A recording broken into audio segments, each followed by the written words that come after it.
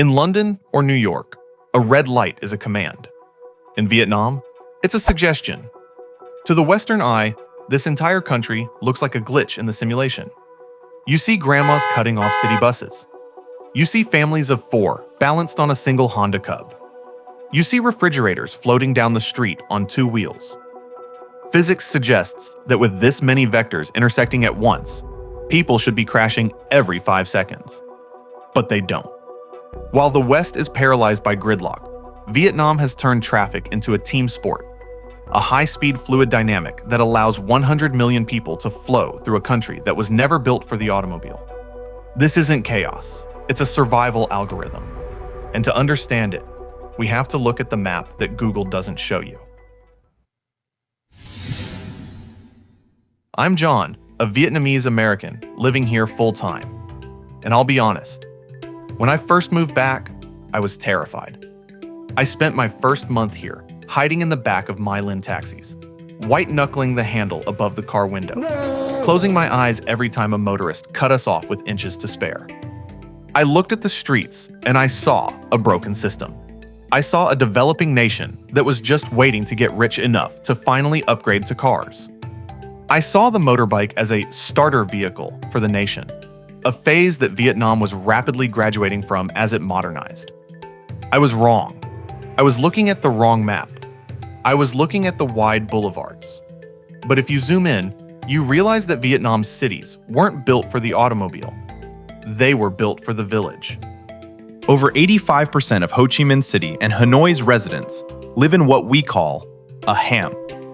These aren't roads. They are a labyrinth of capillaries, spidery alleyways that twist and turn, often narrowing to less than 3 meters wide, which is about 10 feet.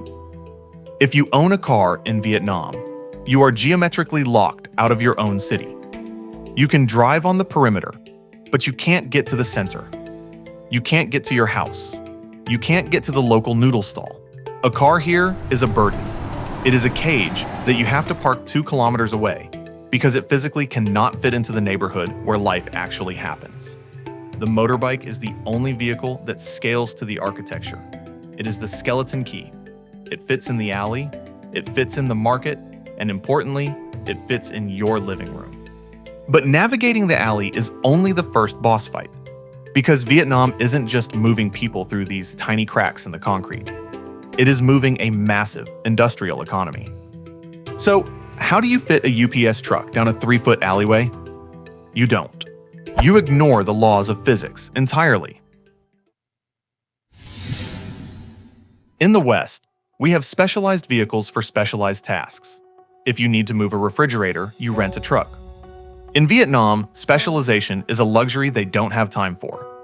There is a concept in engineering called overloading, where you push a machine past its rated capacity. In Vietnam, they have turned overloading into an art form. Physics suggests a 110 cubic centimeters engine shouldn't be able to carry a washing machine, a ladder, and a driver at the same time. But Vietnamese logistics ignore the manual. This creates a radically decentralized supply chain. In the US, logistics relies on massive distribution centers and a fleet of large vans. Here, the distribution center is the back of a Honda Wave. It creates a just-in-time economy at a microscale. A construction site deep in an alley doesn't need a dump truck to deliver 1 ton of sand. It gets 50 motorbikes delivering 20 kilos each, flowing like a conveyor belt of ants. The cargo doesn't wait for the road to clear. The cargo weaves through the gaps. But carrying the weight is actually the easy part. The hard part is doing it in a swarm of millions of other people who are all trying to occupy the same space at the same time. If you put this many overloaded vehicles on a Western road, the gridlock would be permanent. So, to keep the blood flowing, Vietnam had to fundamentally change the state of matter. If you are an engineer designing a traffic system, you are usually trying to manage solids. A car is a solid object. It has a rigid footprint. When you put too many solids in a pipe, you get a blockage. That's a traffic jam. To manage solids, we use rigid controls: stop lights, stop signs, lane markers. But in Vietnam, traffic behaves like a liquid. And in a fluid dynamic system, stopping is the enemy. Flow is the goal. When you watch a busy intersection here, you'll notice something strange. Nobody really stops. Even at a red light, there is a creeping motion. This is swarm intelligence. Drivers here are not following the rules of the road. They are following the rules of the herd. They don't look at signs. They look at the eyes and the front wheels of the person next to them. It creates a predictive algorithm. If a rider tilts their head slightly left, the 3 people behind him adjust their vector 2 degrees to the right. This allows for a density that is mathematically impossible with cars. If you put 50 people in Toyota Camrys, you create a line of traffic stretching 3 city blocks. If you put 50 people on motorbikes, they compress into the space of 2 city buses. This is why the Western concept of right-of-way doesn't exist here.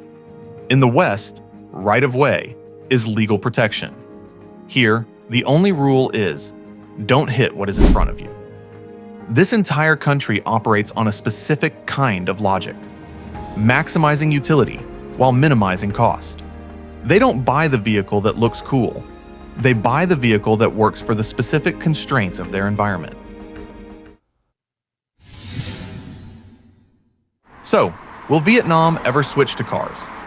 The government wants to ban motorbikes in city centers by 2030 to make Saigon look more like Singapore or Seoul. But there is a fatal flaw in that plan.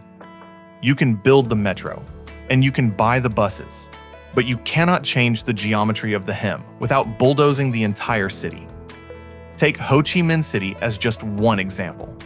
Unless they plan to destroy the homes of 9 million people in this city alone just to widen the roads, the motorbike will remain the dominant species. It isn't just a vehicle. It is a biological adaptation. It is a highly organized survival tactic designed to navigate a geographic system that would otherwise crush you. But surviving the traffic is nothing compared to surviving history. If you think the streets of Vietnam look like a statistical glitch, wait until you look at the census. In the United States, the most common last name is Smith, and it makes up less than 1% of the country. Here, nearly 40% of the entire population shares the exact same last name. Nguyen? Next time, we are going to look at why this isn't an accident, and it definitely isn't inbreeding. We're going to uncover how changing your name became the ultimate system of political camouflage, a centuries-old survival hack to hide from deadly dynasty purges. The traffic is a swarm of machines. But the name Nguyen? That is a swarm of identities. Subscribe so you don't miss it. I'll see you in the swarm.